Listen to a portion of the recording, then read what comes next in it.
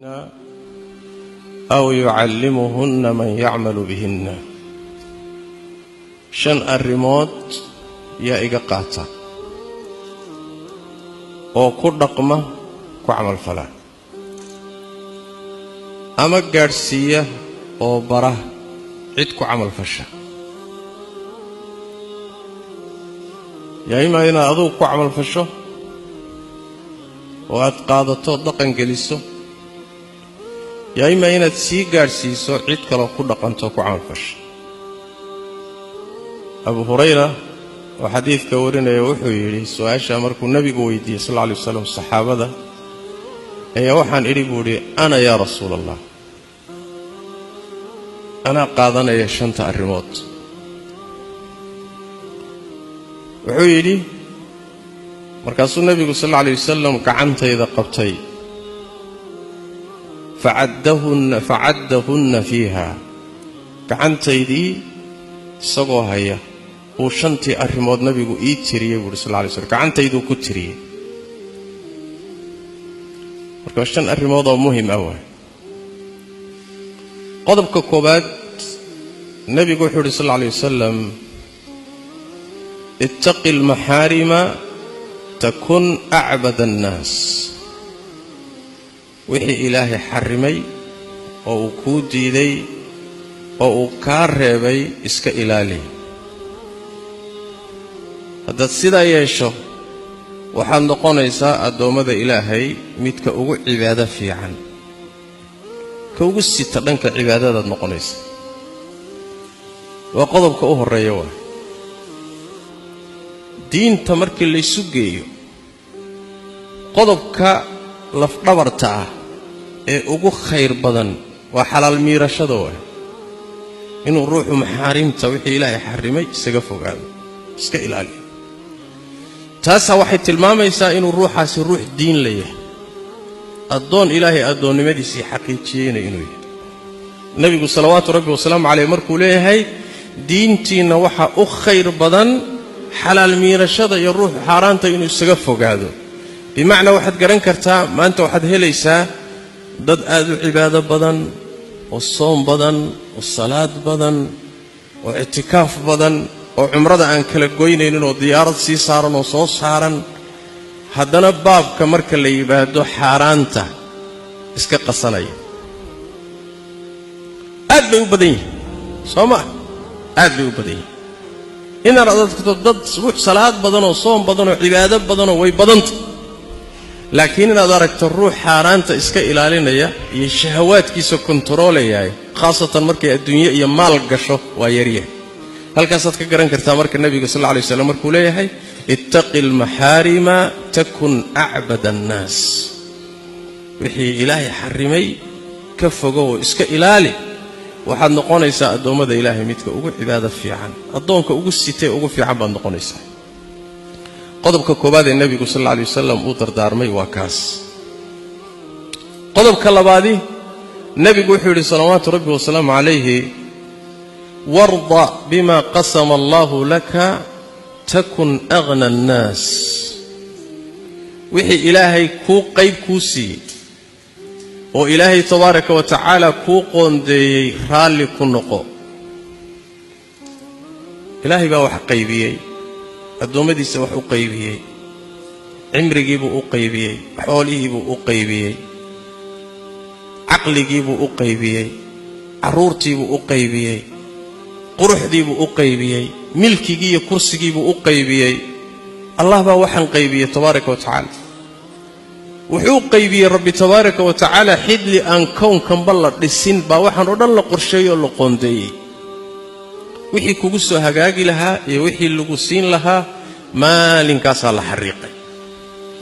hadii la xariiqay wixii ilaahay ku siiyo qayb ahaan ku siiyay raali ku ku qanac ha ku yaraado ha ku badnaado inta ilaahay ka siiyay alxamdulillah iimaanso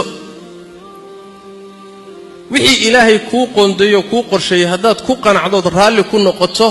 ayadana nabigu wuxuu sallallahu alayhi wasallam takun aghna an-nas dadka ruuxa ugu taajirsan baad noqonaysaa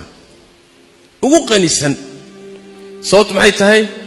لأن سيد النبي صلى الله عليه وسلم ليس الغنى عن كثرة العرض ولكن الغنى غنى النفس حول بدني يهنتي بدني ما أها غني نمدي يتاجر نمدو إني قعنت هذا بوحدة ما إني أكوندو كوبوحان ما تاجر نمدو ربطا ما لكن تاجر نمدو ربطي وحويان إن قلبي قاقو وتاجريه إن القناع سنته إن إلهي وحكسي رالي كتاه إن الإيمان كاقا قبطه تاسا وحي تايب النبي صلى الله عليه وسلم غني نمدو ربطا قضب كاس صدحات والرسول كان يقول صلوات ربي وسلامه عليه أحسن إلى جارك تكن مؤمنا درس كاغا وناك السماء مؤمن بعد نقنه درس كاغو ياوه أفرتن قري وأفرت دينعكاك لحكتاي ودرس كاغا ومقالة دن أفرتن قري وأفرت دينعكاك لحكتاي كل ودرس كاغيوا إحسان السماء إحسان كوحا اللي يدابي لنا حلمته بمعنى بذل الندى وكف الأذى وحي دبكاغا كرب وحي داف يوناك الله ديرتهينا قارسي ووحكسي درسكو وميلها أي دينتين محوك سارت ساس درادي اللبضة قضب اللي حجي النبي كدر صلى الله عليه وسلم بعد كقرن كرتان أحسن إلى جارك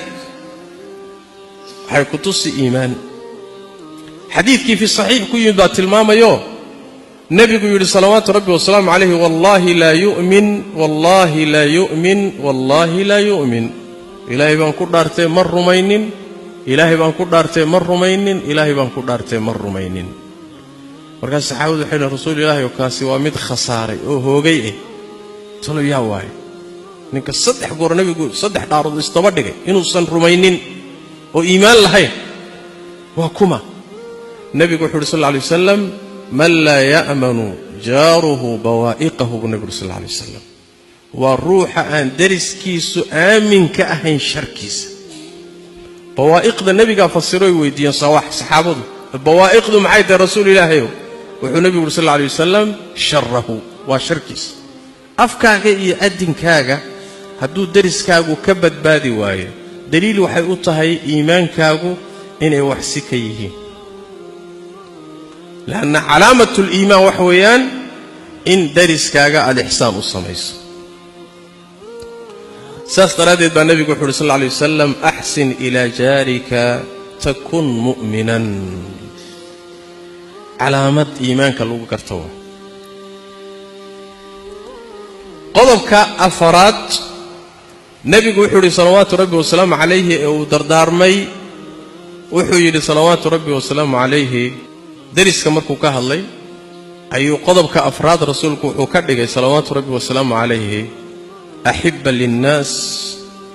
ما تحب لنفسك تكن مسلما ضدك الله تعلو واحد نفط هذا الله تعشه مسلم بعد نقنه محل نفط هذا الله تعشه وحي خيره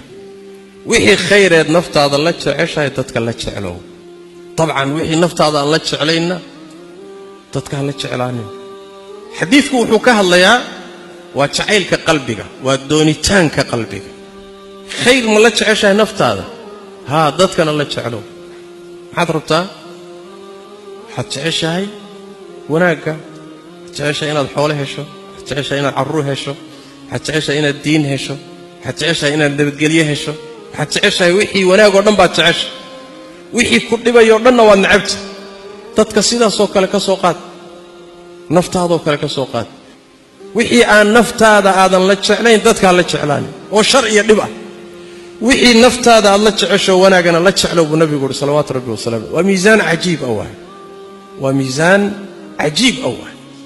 مركا الله تعلاته تعيل كاسم حبا بإنا يا وحبا بإنا يا وحل إلى هذا أنانية ذا إيا حسدك هذا كشنادة أقدم بهي حديث النبي قلنا صلوات ربي وسلامه عليه ورسولك صلى الله عليه وسلم ولا تكثر الضحك فإن كثرة الضحك تميت القلب قصلك هبضنين qahqahda ha badinin maxaa yeelay qosolka faraha badani qalbigu dilaa waxaa kala duwan ibtisaamada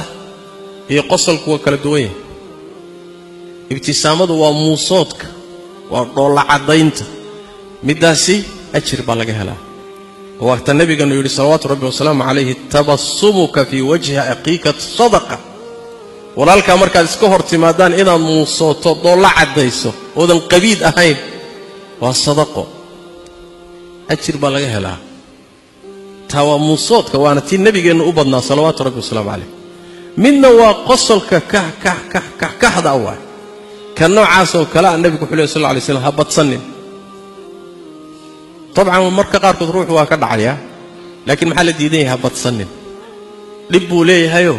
ruux markuu qosolka badsado qalbigiisa dhinta qalbiga maxaa ka dhinta dareenkii baa ka dhinta cabsidii baa ka dhimata walbahaarkii iyo murugtii aakhira ka dhimata laan qalbiga markii aakhiro iyo geeri iyo macaanidaasi ka buuxdo qalbigu inuu iska qoslo ruux iska kahkahleeyo uma badna waxa la doonayaa in ay badato cabsidaada iyo murugtaada waxay keenaysaa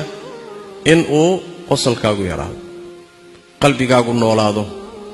macaanida aakhira ku noolaato mustaqbalkiisa waxa soo socda qalbigaaga inay ka buuxsanto cabsida alle iyo murugta aakhiro inay qalbigaaga buuxiso ma diidayso muusoodka ma diidayso laakiin qosolka faraha badan baa la diidan yahay ee dadku in badan u badan yihiin shanta qodob oo nabigeenu salawaatu rabbi wasalaamu alayhi uu yiri yaa iga qaata oo ku amal fala ama cid ku amal fasha gaarsiiya abu hurayra yiri rasuulilaahi oo ana qaadanayo ku amal falay war inaguna soo madhina dhaano ma inaguna soo inaan farta u taagna ma mise abu hurayra kaliyan ku dayna wanagu ma baahnin miya waa u baahanna rasuulka ilaahay oo annagana waa qaadanay